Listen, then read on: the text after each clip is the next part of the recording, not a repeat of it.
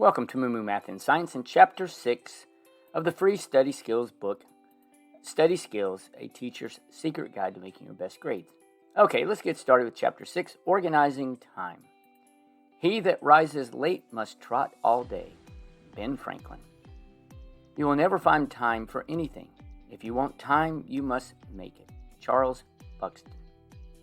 Before we jump into organizing our time, I'd like to comment on the Benjamin Franklin quote. It is so wise and truthful. Imagine you have overslept and school starts in 15 minutes. You jump out of bed and frantically get dressed. You don't have time to pack a lunch, so you just grab money. You sling your backpack and sprint to the bus. Unfortunately, you miss the bus, so your mom must drive you. By the time you arrive at school, you are tardy.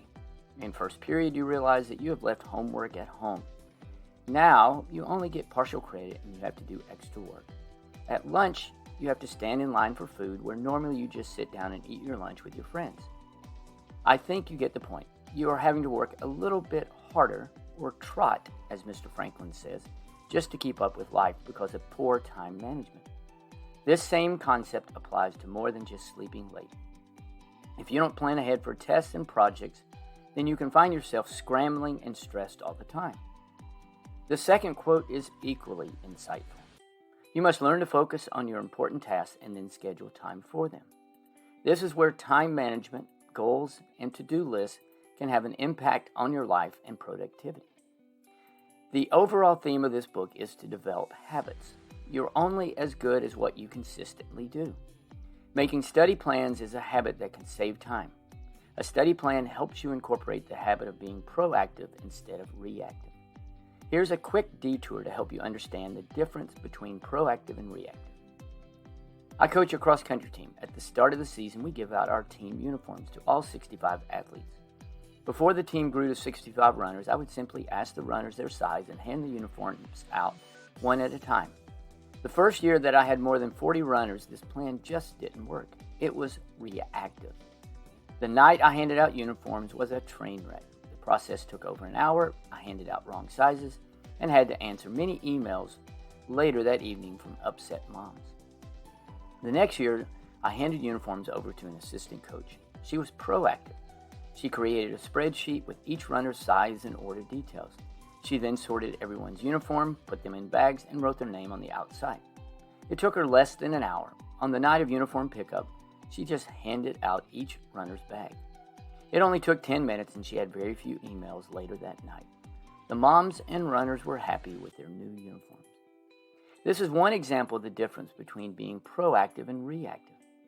A study plan can help you be proactive and your study time and ensure you have enough time to complete the homework, study for tests, and complete projects.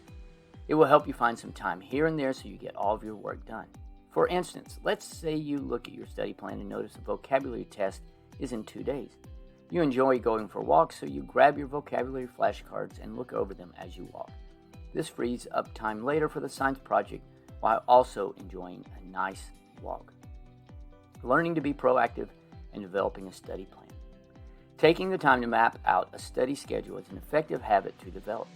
Creating a weekly study plan might seem unnecessary, but it takes less than 15 minutes to complete and reduces procrastination.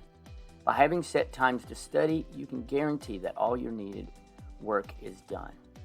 The first step is to get an overall view of what is coming up for the week.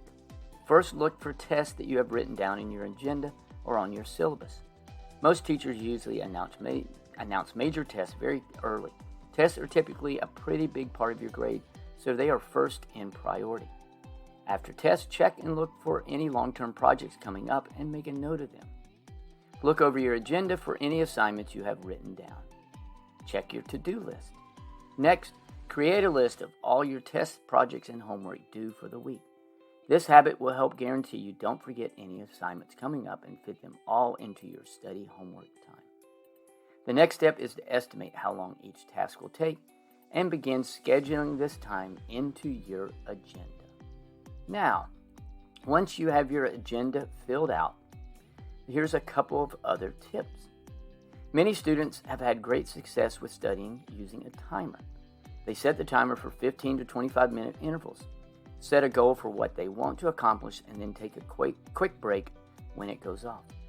Your weekly to-do list should be incorporated into your weekly study plan. Although your brain is not a muscle, it gets fatigued just like your muscles. I know from experience that it takes much effort to run fast at the end of a marathon compared to the first couple of miles. In the same way, the longer you study, the more effort will be required to learn new material.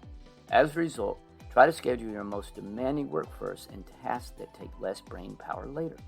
Most people reverse this order and complete their easiest tasks first, but by the time they get to the difficult tasks, they are mentally tired.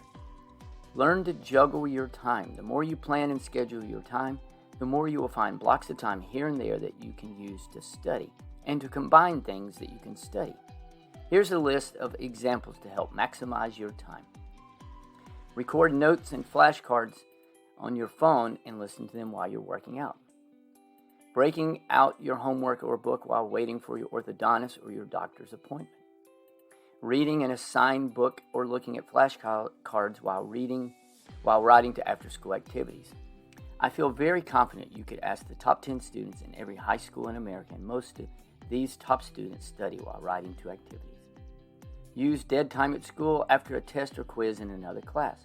I know in my class that students work at different paces, and my top students often ask if they can work on assignments from another class. This way they can get it done and have time freed up for things they really like to do.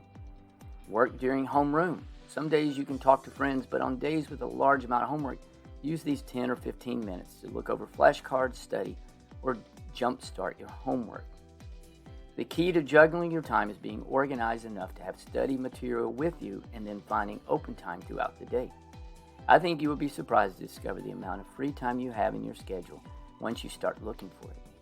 Your brain has an amazing ability to filter out items not considered important and focus on important items. For instance, your dad may have mentioned that he wants to buy a new Jeep for the family and ask you what you think. Now when you ride around town, you notice Jeeps everywhere. If you ask your brain to start looking for free time in your schedule, it will focus on this task and start finding free time. Next up will be organizing your homework, the homework folder. Thanks for watching, and remember, kindness multiplies kindness.